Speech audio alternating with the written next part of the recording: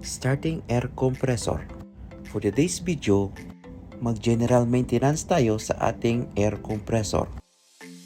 Ang una kong ginawa is pinalitan ko muna yung rubber coupling ng electric motor sa compressor.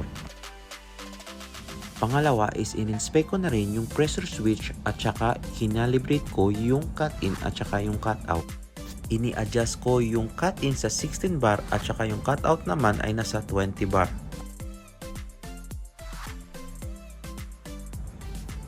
Ang sunod ko naman na ginawa ay nagpalit rin ako ng lube oil.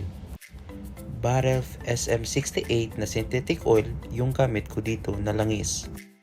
Para ma-drain talaga yung lumang oil, refill-upan ko lang ito ng bago habang naka-drain.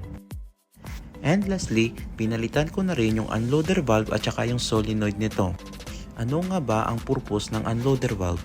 Ang unloader valve sa compressor ay nagre-release ng nanatrap na hangin mula sa compressor tank at discharge line.